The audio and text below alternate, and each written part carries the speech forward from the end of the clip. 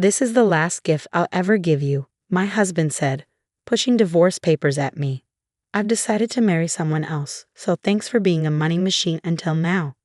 The man I had been with for many years turned out to be a terrible person. This is the story of how I got my revenge. My name is Jessica, and I'm turning 50 this year. Tomorrow is special because I'll finally finish paying off a big debt. My husband, Lance, and I have worked really hard together. We got married 20 years ago when I was 30 and he was 35. He ran a liquor store he inherited from his parents after they passed away. I worked in an office. We met through a mutual friend and started dating, thinking about marriage from the beginning. I had one worry back then. What if Lance asked me to run the store with him? I was working as a financial consultant, advising individuals and businesses on insurance and investments. I was making good money for a 30-year-old and loved my job. I was also studying for a certification to advance my career when he proposed. He told me, "I know you've been working hard for that certification. I want to support you in any way I can. I have enough staff at the store so I can manage it myself. You should pursue your dreams." His words helped me decide to marry him. He seemed kind and supportive, always on my side. I really wanted to build a life with such a man. As we agreed, he focused on his business and I focused on my work. We thought our marriage was going well. About a year later, he went to work and I was enjoying a day off at home. While vacuuming under the bed, I saw a lot of papers. We had moved in less than 6 months ago, so I wondered why there was such a mess. I picked up a crumpled piece of paper and opened it. The bold header caught my eye. Reminder of payment. The total debt in Lance's name was $200,000. $200,000. Wait, it's not $2,000, is it? My head started spinning. Why did he hide such a large debt from me? I confronted him as soon as he got home that day. "What is this debt? What's going on?" "No, it's not what you think. It was left to me by my parents." The debt was not personal but tied to his liquor store. His parents had accumulated it, and when he took over the business, the debt came with it. It was secured by the land and the house we lived in, so he had no intention of renouncing the inheritance. I understood it wasn't his personal debt, but it couldn't be ignored. "But this is a payment reminder. Aren't you paying it back every month?" I asked. "I am, but sales fluctuate from month to month. Sometimes I can't pay them back during the slow months. I have to pay my staff first, so I asked the creditors to wait."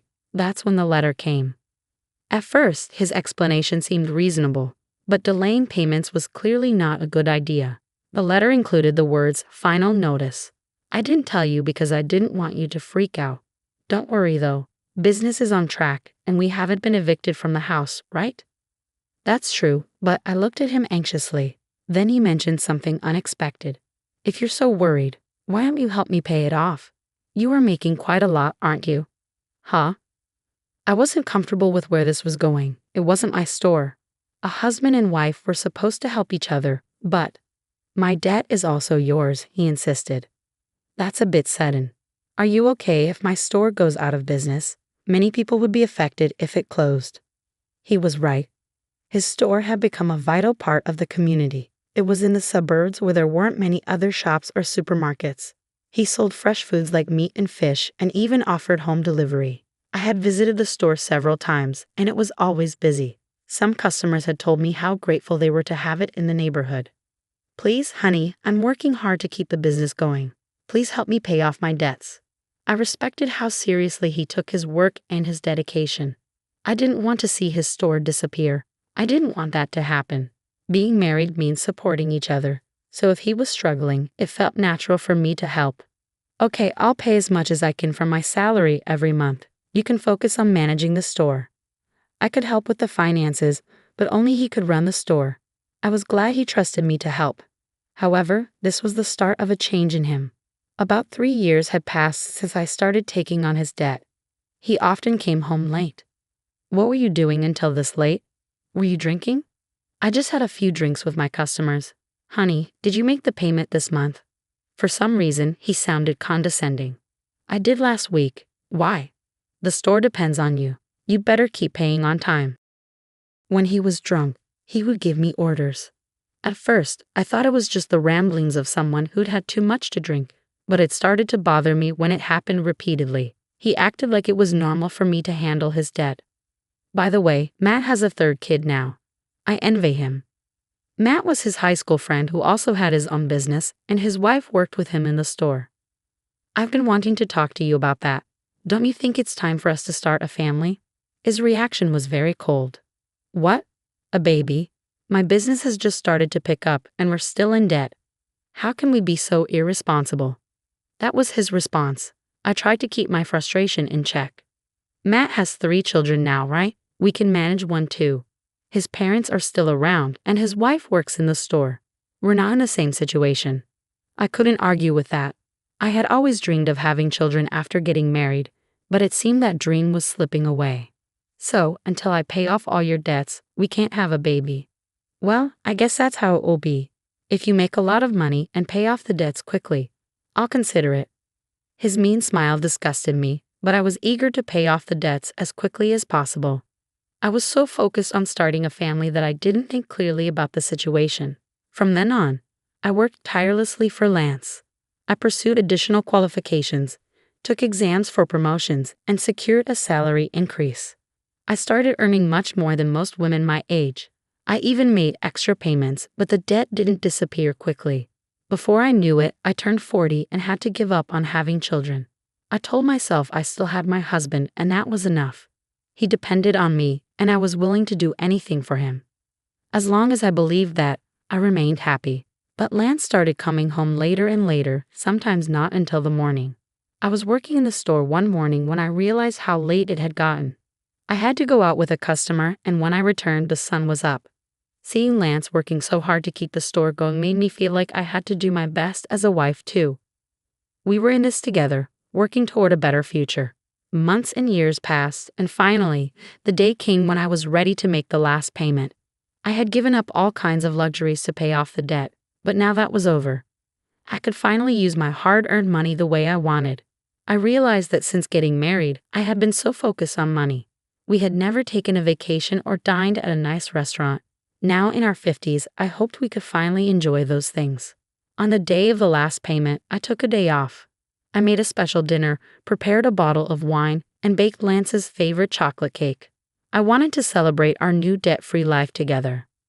When he came home from work, I had everything set up and said, "It feels like the last 20 years have gone by so fast, doesn't it?" He seemed to be trembling and kept his head down. I thought he might be crying from happiness, but then he started laughing in a way I had never heard before. "What's going on? Are you okay?" The man who was supposed to be my husband said something shocking. "You are dismissed. I'm grateful for the past 20 years. Thanks to you paying off all my debt, I'm free now. Great job. I don't need you anymore." "What are you talking about?" I was completely confused. Then he pulled something out of his bag. "This is my last present to you." The bold letters on the paper read "Petition for Divorce," and it hit me hard. He continued proudly, "I've decided to marry someone else, so you're no longer useful to me. Thanks for being my cash dispenser all this time." "You're getting remarried? Have you been cheating on me?" I remembered how he always came home late, claiming it was for work or socializing. While I was working hard to pay off his debt, no way. He kept his smug expression. "I would never cheat. I've already found someone else I want to marry. I wanted to wait until you cleared my debt before divorcing you." Tears filled my eyes as I looked at the ruined celebration. "Get out of here." He handed me the divorce papers. My anger flared up faster than my sadness or despair. "Fine, but you won't regret this," I managed to say through clenched teeth. "No, I won't. Why would I regret divorcing an old hag like you?" "An old hag? If I'm that, then you're just an old fart," I shot back. His delusions were so ridiculous that I regained my composure and took the divorce papers. "I'll take these for now, and I'll be in touch," I said as I packed up my things and left. It was shocking how easily 20 years of marriage had come to an end. Alone, I finally let the tears of emptiness and frustration flow. I contacted my attorney for the divorce agreement and asked for a background check on his new bride. Soon after, I got a call from Lance. "Hey Jessica, what's with this document?" He sounded furious, and I could almost picture him fuming on the other end of the line. I stayed calm. "That's the divorce agreement. What's the problem?" "I know what it is, but why do I have to pay you back for this loan?" He sounded panicked and kept yelling, "This is crazy. This isn't right. He was upset about the part of the divorce agreement that required him to repay the money I had covered for his debt. This was supposed to be something you did out of goodwill, wasn't it? Why are you bringing this up now? What do you mean? I did it as your wife, but now that we're divorcing, it's different, I explained. Then the regret you mentioned is, he finally understood. When he asked for a divorce, my immediate thought was to make him repay the debts. My job involved dealing with various clients, including those with divorce and inheritance issues. Through them, I had connections with experienced attorneys. I consulted them right away. The total amount he owed, including the interest I had paid on his behalf, came to a little over $300,000. I was determined to get that exact amount back. That was all I was asking for. He must have realized how serious I was by my firm stance and by seeing the name of a well-known attorney on the document. He had thought he could get rid of his wife without any financial obligations, but he was completely mistaken. You know I don't have much money, he said. Well, why don't we sell the store to cover it? I suggested. If I do that, I won't have anything left. You're like Satan, he retorted. You're only 55. You could still find another job if you needed to, I pointed out. Give me a break, he snapped. My conversation with him was completely nonsensical. I wanted to hang up immediately, but there was one last thing I needed to ask. By the way, how's it going with your new bride-to-be? That's none of your business, he snapped. I couldn't help but laugh at his abruptness. Sounds like you're having a tough time. Good luck, I said as I was about to hang up. Wait, I've decided not to marry her. We can start over, he begged. For some reason, he thought he could plead for another chance. I shouted my final words and hung up. Start over. Don't kid yourself. I don't want you. I had been married to this man for 20 years. I wondered if I looked even more foolish than he did in the eyes of others. I had genuinely respected him until the divorce. I had seen how hard he worked for the store and his customers, and I wanted to support him. 20 years later, I realized Lance was just a fool. The remarriage he talked about was nothing more than a fantasy. It all started when he flirted with a teenage university student who worked part-time at his store. You're so cute, Melissa. Will you be my wife? He asked her. She played along, jokingly saying, well, I might consider it if you let me be a full-time housewife. The truth was, she never took him seriously. The idea of marrying a man nearly 40 years older was just a joke to her. When Lance kept pushing her to marry him, she was horrified. Her parents had to step in and get a restraining order against him. When I read the private investigator's report, I laughed so hard I almost hyperventilated. When Lance started coming home late, I thought he was just working hard. Little did I know, he was actually hitting on young girls at bars and strip joints. He would boast, I'm surprisingly popular with young girls. As a salesman, I have this easy-to-talk-to aura and get along well with them. I'm told I look younger. Don't you think so? The girls apparently found his comments cringe-worthy. He saw me only as a cash dispenser and had an inflated view of himself. In reality, he was seen as a joke and almost got in trouble with the police for being a stalker. It might have been better if he had cheated on me, but he couldn't even manage to have an affair. His real goal was to marry a younger woman because his friend Matt had a grandchild. Matt told me.